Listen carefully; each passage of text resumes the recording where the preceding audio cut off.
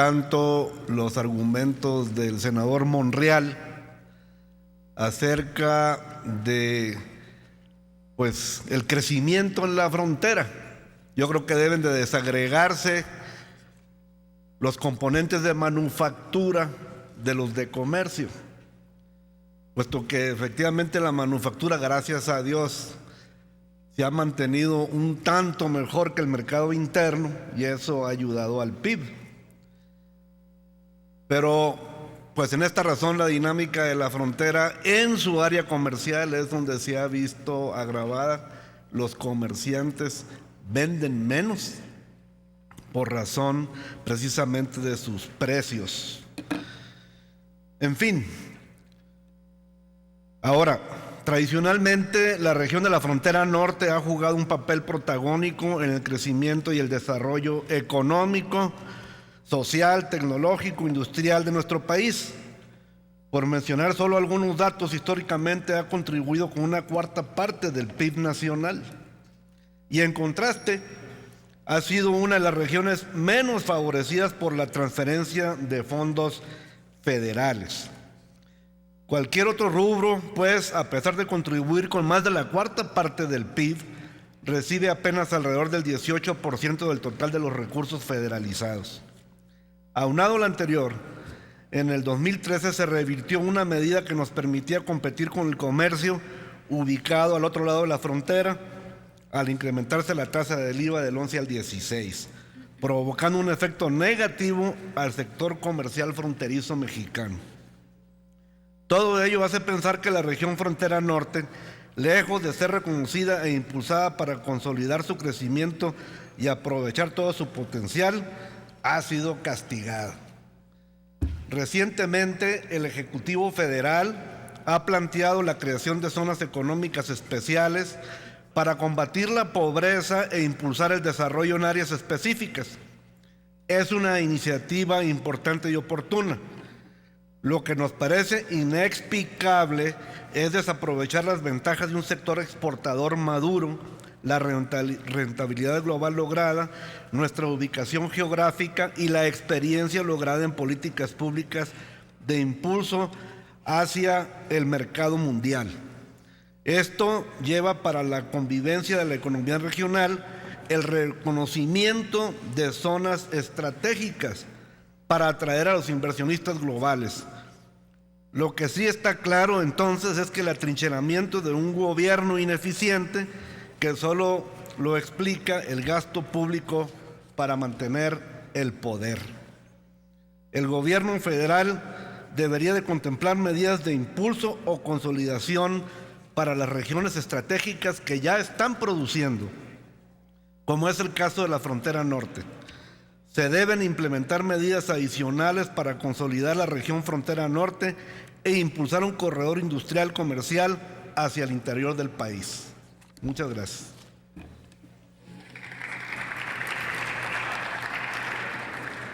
Para formular pregunta a nombre del Grupo Parlamentario del Partido Revolucionario Institucional, hasta por 3 minutos tiene el uso de la voz el senador Gerardo Sánchez García.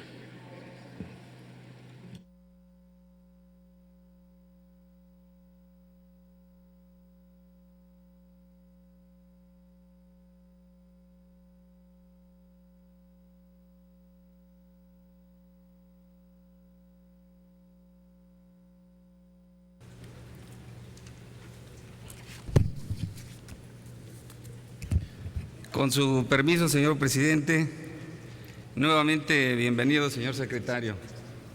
Compañeras y compañeros senadores, en un entorno internacional difícil e incierto, México ha sabido sortear esta situación y ha dado muestras de fortaleza en su desarrollo económico, como resultado de las reformas estructurales que se están instrumentando y la política responsable del Gobierno de la República. Con el intenso trabajo que el Gobierno ha realizado y la actitud constructiva del Congreso de la Unión, se ha podido blindar a nuestro país de choques externos como la baja en los precios internacionales del petróleo y la alta volatilidad financiera. Hoy los ingresos públicos dependen menos de los ingresos del petróleo, a pesar de casi al pasar de casi 40% en el 2012 a un 18.6% en el 2015. La base del contribuyente se ha incrementado en más de 11 millones, lo que ha permitido también incorporar a miles de trabajadores informales al empleo formal.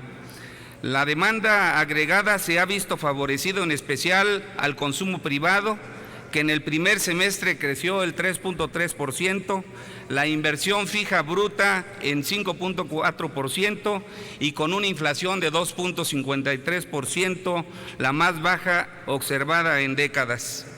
Ello ha permitido que nuestra economía crezca en 2.4% en el primer semestre y de 3.2% sin considerar el petróleo.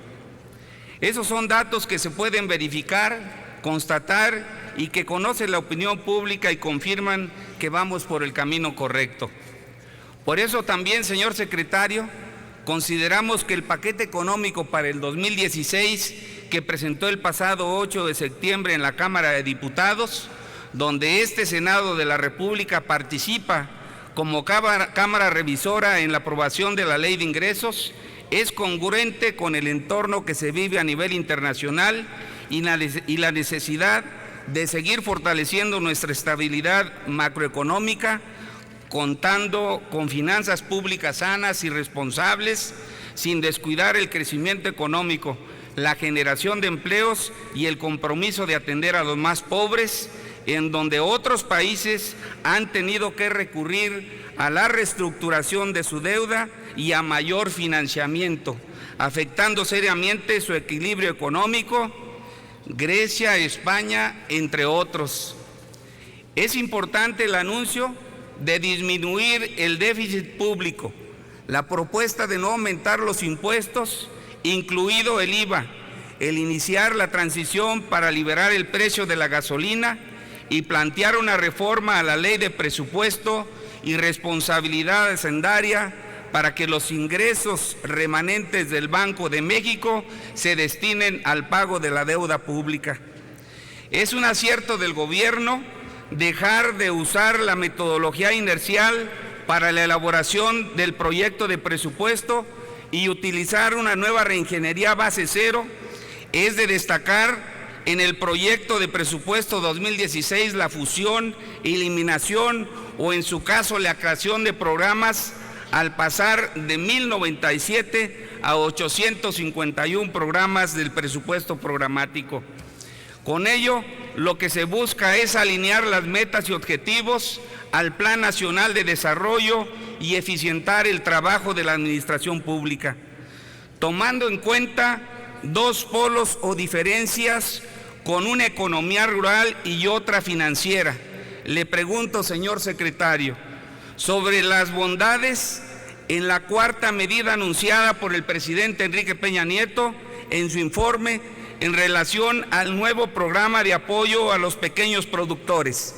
Así también, si pudiera explicarnos en qué consisten los certificados bursátiles fiduciarios de inversión en energía e infraestructura, conocidos como Fibra E, y también, si no es mucho abusar, que nos explique en torno a los bonos de infraestructura educativa. Por último, señor secretario, ¿qué beneficios podemos esperar para nuestra economía la reciente conclusión del Acuerdo Transpacífico de Cooperación Económica, conocido como el TPP? Por sus respuestas, muchas gracias, señor secretario. Proceda, señor secretario, con sus respuestas, por favor.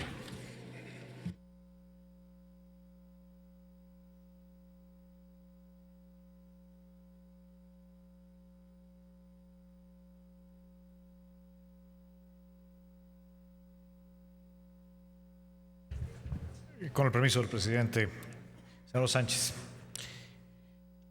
El presupuesto de egresos de la Federación propone a la Cámara de Diputados, conforme a la estructura programática que se envió a la Comisión de Presupuesto y Cuenta Pública de dicha soberanía, la compactación de programas. Eso implica la desaparición de diversos programas, fusión de otros entre sí. Alrededor del 20% de los programas desaparecen, pero propone la creación de algunos nuevos programas. Uno de los nuevos programas que se propone es precisamente el de los pequeños, el programa de apoyo a pequeños productores. ¿A qué se orienta este programa? Es un programa que se orienta a atender el desequilibrio regional, a atender disparidades en los niveles de producción y bienestar en la población rural, reconociendo que muchos de los programas del campo históricamente han estado enfocados en los productores de mayor escala, en los productores que tienen a su disposición más hectáreas. Y así como se están proponiendo que en el programa ProAgro, antes ProAgro Productivo, antes ProCampo, se disminuya la asignación o el número de hectáreas elegibles para darle preferencia a los pequeños productores, se hace este nuevo programa que tendrá, si así lo aprueba la Cámara de Diputados, una asignación de 3.279 millones de pesos. Este es un nuevo programa que consolida, por cierto, en la Secretaría de Agricultura, SAGARPA, algunas otras funciones que antes estaban dispersas en otras dependencias del Ejecutivo Federal, integrando los componentes que vienen de programas que ejercía antes SEDATU y ahora serán consolidados para darle mayor eficiencia al gasto. Es decir, no solamente es un nuevo programa, sino es un programa que unifica otros instrumentos que se tenían en SEDATU. A final de cuentas, lo que se busca es tener un instrumento de política pública que vaya a aquellos productores que más lo necesitan y que, hay que reconocerlo, la estructura presupuestal no necesariamente consideraba como prioritarios. Con respecto a la fibra E, me permito reiterar que se trata de un nuevo instrumento, una nueva figura que estará disponible para los sectores públicos y privados y que podrán participar de ella no solamente las empresas públicas del Estado, si así lo deciden sus consejos de administración, sino también los gobiernos estatales, podrán participar otras áreas de la administración pública y, por supuesto, el sector privado. No es un instrumento que constituye endeudamiento público, es un instrumento de monetización de activos existentes, activos maduros, que en el caso de las empresas productivas del Estado se consideren no estratégicos y que genere una eficiencia la aplicación de la figura. Con respecto a los certificados de infraestructura escolar, a final de cuentas lo que se busca es acelerar la implementación de un componente esencial de la reforma educativa, que es mejorar las condiciones de enseñanza en las escuelas. Escuelas a las que hoy, gracias al censo educativo que ordenó la propia reforma educativa, sabemos que les faltan pisos, que les faltan techos, que no tienen conectividad escolar, que no tienen sanitarios dignos. De lo que se trata es de acelerar la dignificación de los espacios de enseñanza. La reforma educativa no se puede limitar solamente a la evaluación magisterial. Tiene que reflejarse en algo tangible que los padres de familia y sobre todo los niños perciban todos los días. Y esas son las condiciones de las escuelas. ¿De qué se trata? De adelantar los recursos del Fondo de Aportaciones Múltiples de los estados en las entidades que así lo decidan y, por supuesto, cumpliendo con la normatividad aplicable, incluyendo la nueva normatividad en materia de deuda pública derivada de la reforma constitucional que ustedes aprobaron. A final de cuentas es un acelerador de la reforma educativa. Reitero que desde el punto de vista de la Hacienda Pública Federal no constituye deuda pública. Y finalmente reitero lo que he dicho aquí sobre el TPP, el Tratado de Asociación Transpacífica. Estamos convencidos que es un paso adelante para México, para abrirnos nuevos mercados para nuestros productores del campo y de la industria, tener acceso preferente a mercados que hoy son de los que más están creciendo en el mundo, proteger a nuestras industrias ante prácticas potencialmente desleales, tener mejores estándares de protección ambiental, de protección de la propiedad intelectual, que son elementos fundamentales del comercio exterior y, insisto, desde el punto de vista de la política financiera, en un acuerdo paralelo, tener transparencia y evitar la manipulación con fines competitivos de los tipos de cambio. Estos elementos van a ser discutidos por el Senado de la República y estoy seguro que el Senado habrá de tomar la que sea la mejor decisión para México. Gracias, senador. Gracias, presidente. Proceda con su réplica, senador Sánchez García. Señor secretario, la democracia es una forma de gobierno, no es una varita mágica que por decreto todo lo hace y todo lo puede. Usted ha señalado que nuestra actividad económica ha mantenido un lento crecimiento desde hace más de 3 décadas incluido el estancamiento de la productividad, y son las reformas estructurales las que están haciendo posible romper con la inercia de lento crecimiento. Hay especialistas como Jaime Ross que afirman que la trampa de lento crecimiento en los últimos 30 años se debe a una baja de acumulación de capital, tanto público como privado. Señala cuatro factores como causales: bajos niveles de inversión pública, asociada a una baja carga fiscal, la reducida inversión en infraestructura, particularmente en el sur-sureste del país, el crédito bancario escaso y caro y el desmantelamiento de la banca de desarrollo, así como una política monetaria que tiende a apreciar el tipo de cambio. A la luz de estas tesis, me pregunto qué hubiera pasado si no llevamos a cabo las reformas estructurales. ¿Cómo estaría nuestro país? Ya que éstas corrigen muchas de las insuficiencias que en el pasado reciente y no tan reciente vivió nuestra economía. A ello se suma la iniciativa de ley de zonas económicas especiales que se ha señalado aquí de manera insistente y que en sus palabras, doctor Videgaray, es recordar que uno de los ejes del Plan Nacional de Desarrollo es la democratización de la productividad, y la productividad es el elemento más importante para superar la pobreza, para que la gente gane más por su trabajo, para que haya crecimiento y para que haya prosperidad. Estas zonas económicas especiales que se señalan en la iniciativa serán regiones que detonarán el desarrollo en el sur-sureste del país. También es importante retomar la reforma del campo, que ha sido uno de los sectores que está aportando y que está fortaleciendo la economía de nuestro país, para un sector noble que en los últimos 2 años ha crecido por arriba de lo que ha registrado el Producto Interno Bruto Nacional.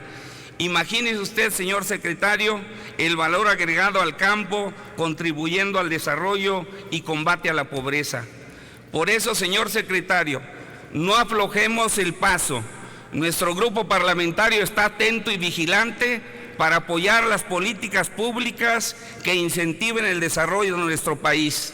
El PRI apoya y seguirá apoyando la política económica exitosa del gobierno del presidente Enrique Peña Nieto. Muchas gracias. Tiene el uso de la palabra el senador Héctor Larios Córdoba, del Grupo Parlamentario del Partido Acción Nacional, hasta por 3 minutos para formular pregunta.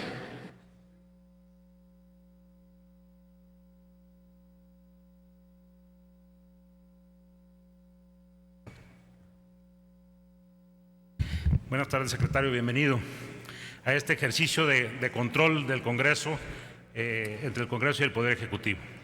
Quisiera hacer una pregunta de mi parte y transferir o trasladar 3 preguntas de algunos compañeros.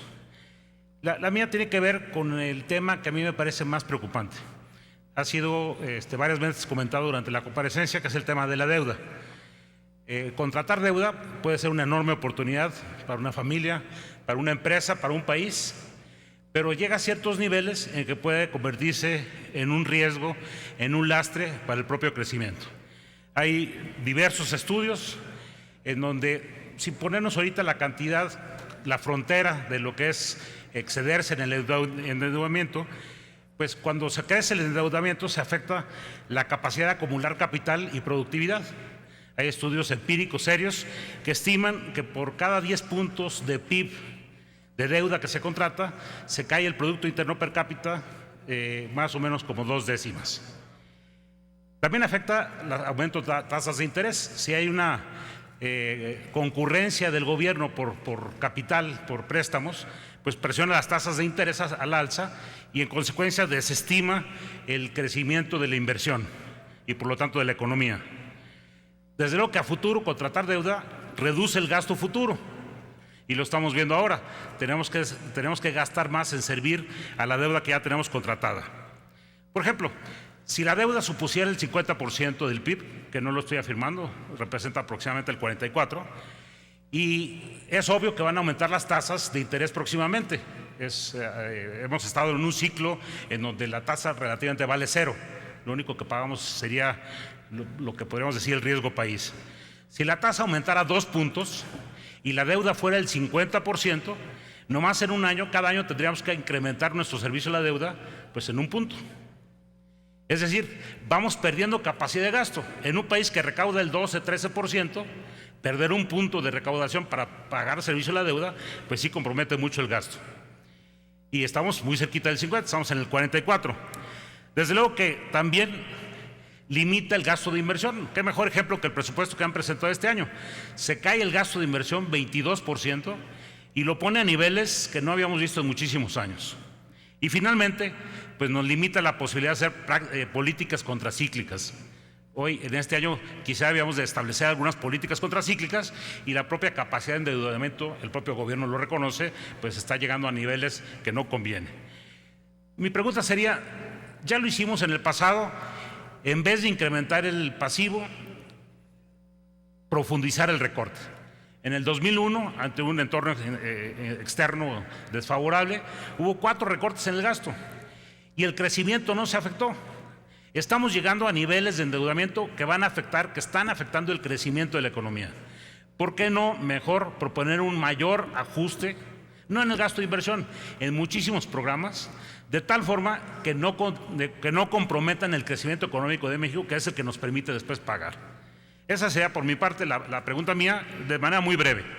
En el 2015, en el presupuesto de egresos, se estableció una partida en el ramo 23, el Fondo de Apoyo en la Infraestructura y Productividad.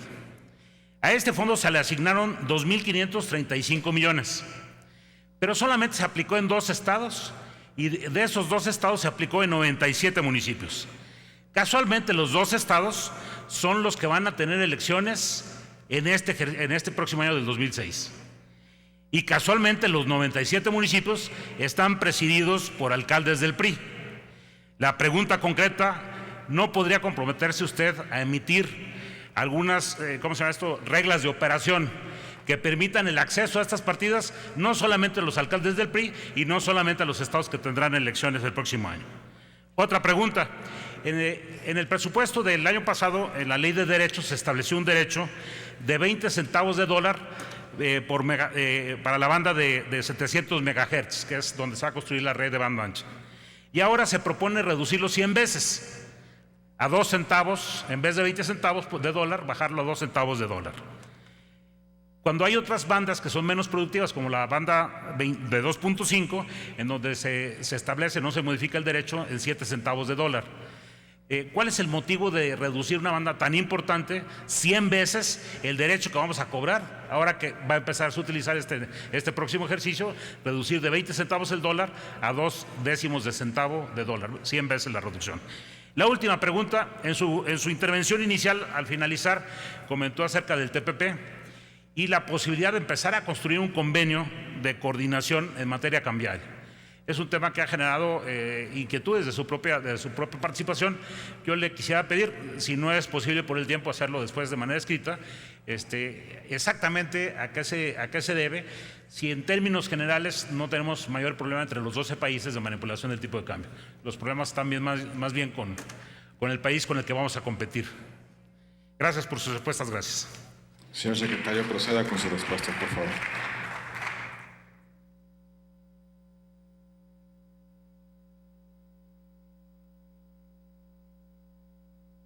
Gracias, presidente. Senador Larios, me hace 4 preguntas, cada una de ellas podría ser materia de una exposición que consuma los 4 minutos que el formato me concede. En materia de deuda, coincido en que en un entorno como el que está viviendo el mundo, sería poco prudente seguir por el camino de incrementar el déficit. Por eso estamos proponiendo una reducción en el déficit público, de tal manera que permite estabilizar la razón de deuda al Producto Interno Bruto. Este cociente medido en la definición amplia de endeudamiento, el saldo histórico de los requerimientos financieros del sector público. Este saldo, cuando lo comparamos con otras naciones, hay que reconocer que es un saldo bajo, pero lo que queremos es que siga siendo bajo y que siga siendo un elemento de diferenciación de México en los mercados internacionales, particularmente en momentos como este de gran volatilidad. Hay que destacar, y debe ser motivo de tranquilidad, pero también de precaución, que las calificadoras le han dado a México, aún en este año, un incremento a nuestra calificación, y que los mercados internacionales han refrendado en este año 2015, aún en este contexto ya de reducción del precio del petróleo, la confianza que hay en el manejo de la hacienda pública y en los niveles de endeudamiento de México. Por ejemplo, si hubiera una desconfianza en la solidez de las finanzas públicas, hubiera sido imposible colocar en este año, en marzo, bonos gubernamentales en euros a un plazo de 100 años a una tasa históricamente baja. Pero usted lo dice, y lo dice muy bien, las tasas de interés en el mundo van a subir. Y así lo estamos reflejando en el paquete económico. Por cierto, se prevé que el costo del financiamiento crezca en 1,5 puntos porcentual, de un promedio de 3% a un promedio de 4%, al final de periodo de 4,5%. Y esto se refleja en el gasto no programable. Y por lo tanto, el ajuste de gasto que se propone para disminuir el déficit viene del gasto programable, del gasto específicamente en los ramos administrativos, que es el que puede proponer el Ejecutivo a la Cámara de Diputados. ¿Por qué no ir más allá en el gasto, particularmente en el gasto corriente? No estamos cerrados a esa posibilidad. Y si es el camino que decide tomar la Cámara de Diputados, lo vamos a apoyar con entusiasmo. Naturalmente, empieza uno a enfrentarse a algunos márgenes de reducción que pueden afectar funciones sensibles del Estado mexicano. Pero creo que es una discusión, y coincido fundamentalmente, si bien tal vez no en el matiz respecto a la preocupación inmediata o a la sustentabilidad de la deuda pública, en la orientación de política pública que usted propone en su pregunta, estoy fundamentalmente de acuerdo. Este no es un momento de incrementar la deuda, por el contrario, hay que reducir el déficit, y el camino es reduciendo el gasto, particularmente el gasto corriente. Con respecto al FAIP, quiero aquí aclarar que este es un fondo efectivamente que estableció la Cámara de Diputados, que se ha venido ejerciendo con base en distintas convocatorias. La primera convocatoria fue una convocatoria para el sur-sureste, en el que estuvo vigente del 28 de enero al 15 de marzo de este año, y se ejercieron solamente 300 millones de pesos en 149 obras, en el que se apoyaron a 85 municipios de 3 estados, de Chiapas, de Guerrero y Oaxaca. Por cierto, no hay elecciones, hasta donde tengo en mente, el año que entra no hay elecciones en Guerrero, no hay elecciones en Chiapas. El monto, ¿qué ocurrió en esta primera convocatoria? Se rechazaron 616 solicitudes, 43% por entrega parcial de documentos, 23% por problemas en la cuenta bancaria, simplemente no nos dieron la información correcta a la cuenta bancaria, y 33% porque la cédula era incompleta o porque había inconsistencias en la información. ¿Qué estamos haciendo? Una segunda convocatoria. Esta segunda convocatoria se emitió el 14 de agosto de este año. Es una nueva convocatoria por 1.200 millones de pesos para 428 municipios de alta y muy alta marginación, otra vez en estos estados, y se dará continuidad incluso a los municipios que presentaron proyectos que los puedan volver a presentar. Al 2 de octubre, es decir, a la semana pasada, nos han presentado 461 proyectos, 307 municipios, y ya se autorizaron 286 millones de pesos. Quiero destacar que se han emitido también 2 convocatorias de carácter nacional. La convocatoria nacional, es decir, para todos los estados de la República, la primera se hizo el 6 de marzo, estuvo vigente del 9 al 20 de marzo, y aquí se autorizaron y pagaron ya 1.400 millones de pesos en 315 obras en 164 municipios. Se rechazaron 1.941 solicitudes por no haber cumplido con los requisitos, pero se emitió una segunda convocatoria. La segunda convocatoria se publicó el 26 de agosto, está abierta para todos los municipios del país, estuvo abierta hasta el 9 de septiembre y se están revisando los proyectos. Es decir, está abierta para todo el país, aunque existe un capítulo dentro del fondo que está específicamente etiquetado para los estados de Guerrero, de Chiapas y de Oaxaca. ¿Qué pone en evidencia el ejercicio de este fondo? La debilidad técnica que tienen los municipios más pobres del país, lo cual no debe sorprendernos. Y por lo tanto, es importante, y es una recomendación no para el Senado, sino para la Cámara de Diputados, que se establezcan junto con estos fondos recursos para la asistencia técnica para los municipios, particularmente los municipios de mayor marginación, que por no tener la capacidad de integrar debidamente un expediente, aunque sea sencillo, se pierden los recursos o es muy lento el ejercicio de los recursos. Con respecto a los derechos de la banda de 700 MHz, hay que recordar que la banda de 700 MHz está incluida en los transitorios de la reforma constitucional en materia de telecomunicaciones y se prevé que se destine para un proyecto de la red compartida nacional en un modelo de asociación público-privada. La contraprestación que recibe el Estado mexicano por la explotación de una banda de telecomunicaciones es en dos partes. Son los derechos y es el aprovechamiento. Lo que se está proponiendo en el modelo, y por cierto acaba de ser publicadas las prebases del modelo de red compartida para recibir comentarios de la opinión pública y por supuesto de las y los senadores por parte de la Secretaría de Comunicaciones y Transportes, es que la contraprestación venga fundamentalmente con obligaciones de cobertura, es decir, con obligaciones de infraestructura. Lo que se busca es que específicamente los derechos, hay un derecho pequeño y que este derecho sea compensado con una obligación de cobertura que tiene que ser por lo menos del 85%. Y la variable de competencia para la asignación del proyecto de red compartida es fundamentalmente la variable de cobertura. En el resto de las licitaciones de espectro habrán de hacerse definiendo el derecho con los parámetros tradicionales, es decir, usando referencias de precio de las licitaciones comparables en el resto del mundo. Pero aquí, en virtud del mandato específico que hay para el desarrollo de la red compartida, se busca que la contraprestación la otorgue el participante privado o los participantes privados a través de la obligación de cobertura y del pago de infraestructura. Con mucho gusto le haré llegar más, le hago llegar más información, o le pediré, mejor dicho, a la Secretaría de Comunicaciones y Transportes que le haga llegar información más completa sobre este proyecto. Sobre el tema del TPP, específicamente en materia cambiaria, existe la preocupación de algunos integrantes del TPP, y me refiero específicamente al Congreso de los Estados Unidos, de que algunos socios asiáticos, particularmente que participan en el TPP, pudieran generar, una vez firmado el acuerdo, una competitividad artificial manipulando su tipo de cambio. Y para esto se ha convocado a los participantes del acuerdo, a las 12 naciones, a construir algún mecanismo de colaboración y de intercambio de información en materia cambiaria, de tal manera que se prevengan o se eviten este tipo de manipulaciones. Ha habido naturalmente una gran controversia con respecto a algunas naciones que tienen una estructura monetaria y cambiaria muy diferente a la que tienen los Estados Unidos o la que tiene México, o la que tiene Canadá, donde la determinación del tipo de cambio es fundamentalmente la determinación de la política monetaria. Es el caso, por ejemplo, de Singapur, pero es el caso también de Vietnam.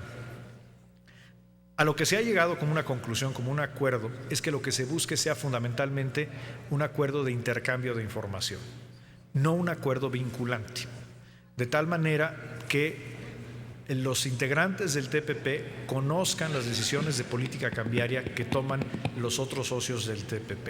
Termino, señor presidente. Quiero destacar que hasta ahora lo que está en la mesa, hoy México cumple con todas y cada una de estas obligaciones y con creces. Tenemos una política cambiaria altamente transparente y por lo tanto creo que es en el interés del país que cualquier mecanismo que se desarrolle, que probablemente no será vinculante, eleve los estándares de transparencia en materia de política cambiaria como ya los tiene nuestra nación. Reitero, todo lo que hagamos en esta materia será con la participación, por supuesto, el conocimiento del Senado de la República. Gracias. Senador Ernesto Rufo Apel, proceda con el comentario o la réplica hasta por 2 minutos.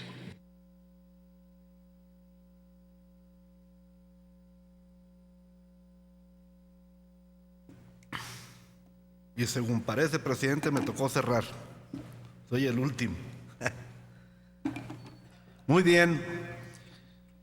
Señor secretario, la actual administración, en su tercer informe de gobierno, afirma que las finanzas públicas se han manejado responsablemente, que el gasto se ha ajustado a la baja y que la política fiscal se ha convertido en un instrumento de impulso a la actividad económica. No obstante, la realidad que nosotros en el PAN vemos no coincide. El déficit público se ha incrementado, de manera considerable. La deuda pública ya supera los 7.5 billones de pesos, que sumándole la deuda de las pensiones, pues ya casi debemos un año del PIB. O sea, la suma del esfuerzo de todos los mexicanos de un año. Tenemos cáncer y progresivo. La reforma fiscal afectó seriamente la economía, engrosando los ingresos públicos a costa de la actividad económica. Para el proyecto del 2016, los impuestos se incrementan, se estima el ingreso por impuestos crecerá 22% y el IVA solo 2%, lo que quiere decir que el mercado interno no crece, crece el ingreso del gobierno. Todo ello se observa en el desempeño de la economía. Se han pronosticado crecimientos del PIB y cada año ha caído 50% de lo estimado. Ha ido a la baja de manera constante. Y respecto a nuestra competitividad, de acuerdo al más reciente reporte del Índice de Competitividad Global del World Economic Forum, destaca que los factores más problemáticos para realizar negocios en nuestro país se encuentran: 1, la corrupción, que incrementa en la estimación de la encuesta del 14 al 2015 del 18 al 20% de los opinandos. La ineficiencia de la burocracia aumenta del 13.3 al 13.6. La inseguridad aumenta del 12.9 al 13.3. Y las tasas de impuestos, en la opinión como factor problemático, tienen un reflejo en la opinión del 8.1 al 10.1.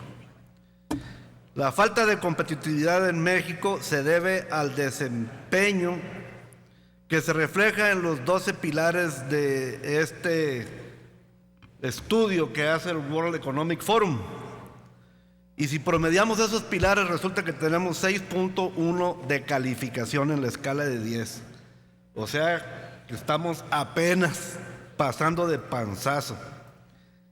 Y hay índices, hay números dentro de ese índice.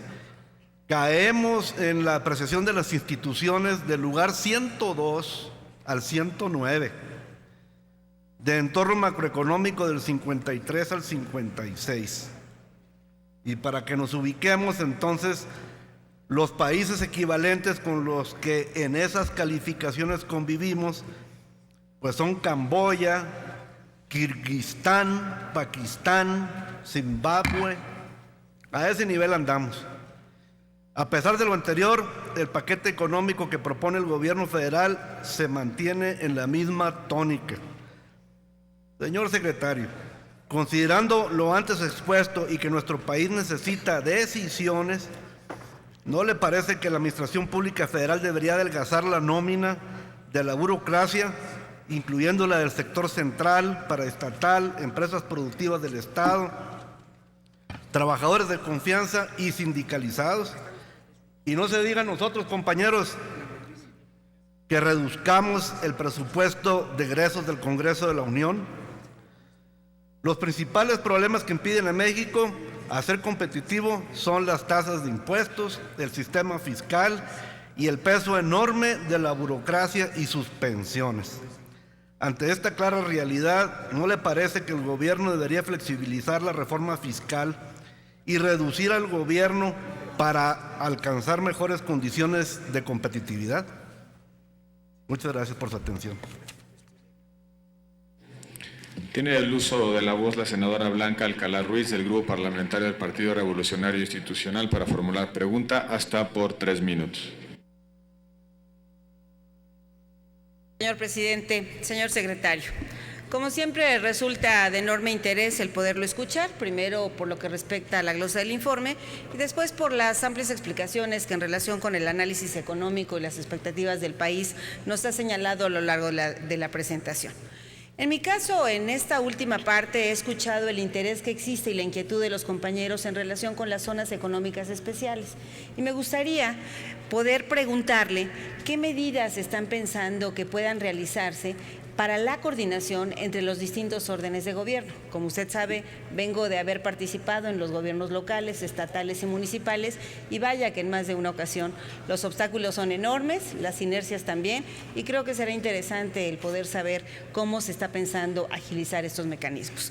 En ese mismo tenor, inclusive, también la inquietud de qué otras medidas en el futuro podrán haber para otras zonas que, si bien no estarán delimitadas en estas zonas especiales, definitivamente el contraste y las paradojas de la desigualdad siguen existiendo prácticamente en todos los estados del país. Y por último, señor secretario, también algunos comentarios en relación con el funcionamiento de los recintos fiscales, que una vez que fueron aprobados en el 2012, sería interesante saber cuáles siguen funcionando, cuál ha sido su desempeño y qué sigue para ellos hacia el futuro. Proceda con su respuesta, señor secretario. Ruego a la Asamblea poner atención a los oradores. Gracias, presidente. Senador Alcalá. En la iniciativa que el presidente de la República ha presentado al Congreso de la Unión en materia de zonas económicas especiales, se prevé como uno de los temas esenciales generar un ambiente de negocios apropiado para las zonas. Y algo que hemos recogido de la experiencia internacional y también del diálogo con el sector privado es que los trámites sean simples y que se puedan atender mediante una ventanilla única. Esto implica, a su vez, el generar convenios de coordinación con los gobiernos estatales y municipales involucrados. Por lo tanto, la ley prevé la obligatoriedad de los convenios de coordinación, entre otros para la facilitación de trámites. Y también se prevé que cuando la zona económica especial se desarrolle en bienes federales, es decir, en terrenos propiedad del gobierno federal o del ámbito federal, la jurisdicción aplicable sea siempre la norma federal, de tal manera que puedan simplificarse los trámites. Con respecto a los recintos fiscalizados estratégicos, quiero aquí hacer un comentario que se refiere a algo que en otras intervenciones en la comparecencia de senadoras y senadores he escuchado, que tiene que ver con el que la estrategia de las zonas económicas especiales no se limite solamente al sur del país. Creemos que las zonas económicas especiales son un instrumento para el sur del país, porque parten precisamente de donde no hay nada en el desarrollo industrial. Pero esto sería absolutamente erróneo no tener estrategias de política industrial explícita para fortalecer el desarrollo de las zonas donde ya hay industrialización, por ejemplo, la frontera norte o también el Bajío. Y uno de los instrumentos que ha quedado a deber en la práctica son los recintos fiscalizados estratégicos. Esta figura a la que usted alude surgió en 2003 y fue una gran promesa de que pudiéramos tener a través de los recintos fiscalizados estratégicos un desarrollo importante de actividad industrial. ¿Qué ha pasado en estos 12 años? Solamente se han autorizado 11 y solo funcionan 2. No están realmente haciendo una diferencia. Y por cierto, en esos 2 recintos que funcionan, solamente opera en cada uno una sola empresa. ¿Qué es lo que estamos haciendo? Al tiempo que se propone al Congreso de la Unión las zonas económicas especiales, vamos a revisar la normatividad, las reglas administrativas aplicables a los recintos fiscalizados estratégicos para que sean más atractivos y se conviertan en un instrumento detonador de desarrollo industrial en las zonas donde ya hay industrialización, incluyendo la frontera norte. ¿De qué se trata? Queremos facilitar la conversión de parques industriales existentes a recintos fiscalizados estratégicos. Queremos flexibilizar la adopción de trámites en los recintos fiscalizados estratégicos y que conviva, en lugar de compita, con el régimen de las maquiladoras. Es decir, no se trata necesariamente de utilizar el mismo instrumento de política pública a realidades opuestas. Las zonas económicas especiales atienden una necesidad de promover industria donde no la hay, como por ejemplo en Oaxaca o en Chiapas o en Guerrero. Sin embargo, esto no quiere decir que no debamos de tener instrumentos apropiados para fortalecer el modelo de desarrollo industrial en otras regiones del país. Y es el caso, y por eso estamos revisando la normatividad en los registros fiscalizados estratégicos. Gracias, senadora. Senador Alcalá, para la réplica de hasta 2 minutos. Gracias, presidente. Secretario, reconocer sin duda su objetividad, su profesionalismo, pero sobre todo su sensibilidad y compromiso, que en este diálogo plural usted ha dado muestras de ello. Sensibilidad que, por cierto, y con esto termino, también encontramos en usted y en su dependencia cuando abordamos el penoso caso de FICREA. Encontramos una propuesta de la Secretaría que desafortunadamente no tuvo pues una conclusión afortunada y que hoy estamos encontrando pues una mala situación para quienes fueron defraudados en el pasado. Seguramente en los siguientes días me permitiré poner a su consideración algunas cosas que ojalá y todavía puedan resolver algo de lo que desafortunadamente al ya no prosperar ni la iniciativa ni la monetización pues dejó en desamparo a muchos de los defraudados. Y como ello, pues hay un sector que seguramente también tendremos que abordar. Gracias, secretario. Enhorabuena. En la última intervención del Grupo Parlamentario del Partido Revolucionario Institucional tiene el uso de la voz el senador David Penchina Gruba, hasta por 3 minutos.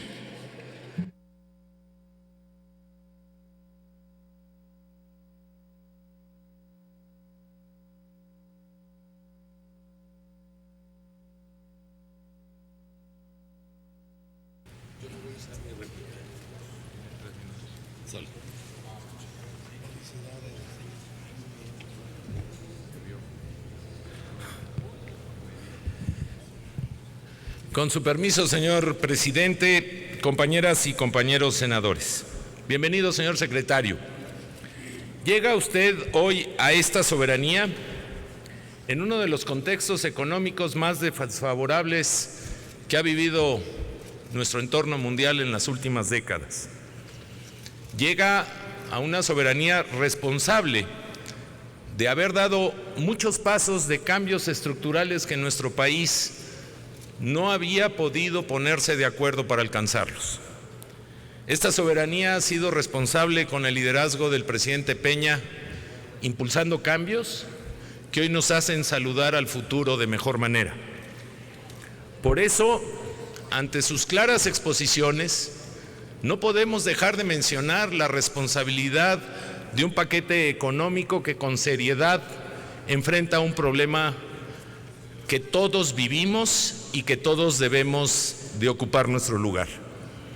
Ante esa circunstancia había 3 posibilidades: o adoptar más deuda, o aumentar más impuestos, o tener nuevos impuestos, o ajustar el gasto. Se ha adoptado una medida responsable. Se puede diferir, lo que no se vale es mentir.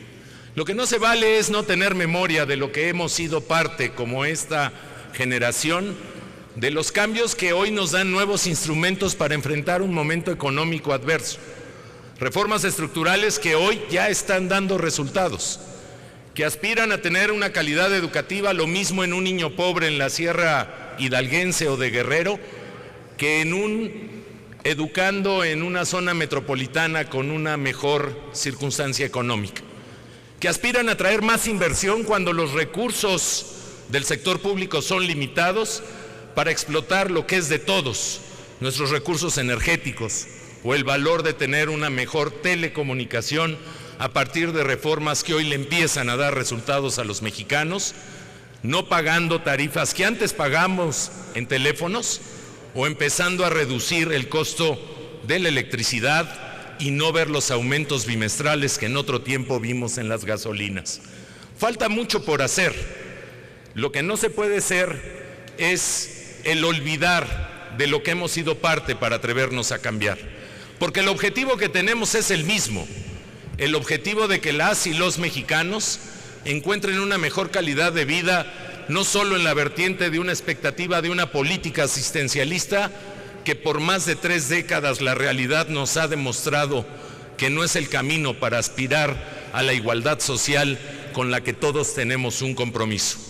Necesitamos de más y mejores empleos, necesitamos de más inversión y no limitar la capacidad emprendedora de la gente en la circunstancia que como hoy nos es desfavorable, a partir de la capacidad de financiamiento del Estado mexicano, sino del entorno de la inversión pública, sí, pero también privada, para que sin perder lo que es nuestro, podamos detonar la capacidad emprendedora de nuestra gente.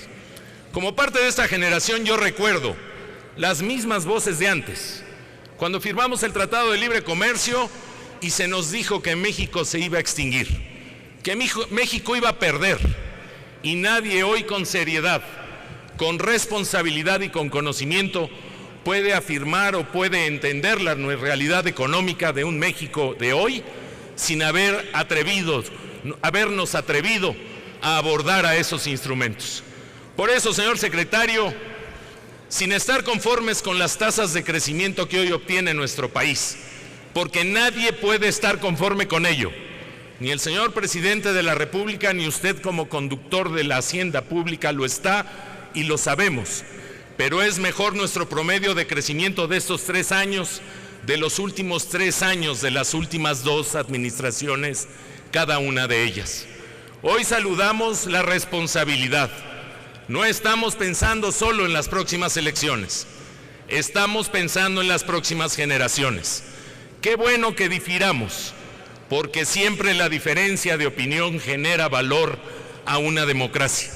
Pero eso no significa que dejemos de reconocer que estamos siendo una generación que se está atreviendo a cambiar, de no hacer lo mismo para obtener lo mismo, de hacer más y apostarle a la capacidad emprendedora de nuestra gente, de ser responsables como gobierno, de apretarse el cinturón en el gobierno y no en la ciudadanía, y de ser aportadores de nuevos elementos para detonar la capacidad emprendedora, saludando el futuro, con nuevos acuerdos comerciales que amplíen nuestra capacidad productiva, que amplíen nuestra capacidad de inversión y que con una política responsable de la hacienda pública podamos ver a nuestros hijos a la cara con el deber cumplido. Nosotros le felicitamos, señor secretario. Qué bueno que tenemos al frente de la política hacendaria una política seria y responsable. Qué bueno que la gran mayoría de esta soberanía tenemos memoria y nos hacemos responsables de nuestros actos y podemos saludar al futuro con optimismo. Muchísimas gracias. Proceda, señor secretario, con sus respuestas.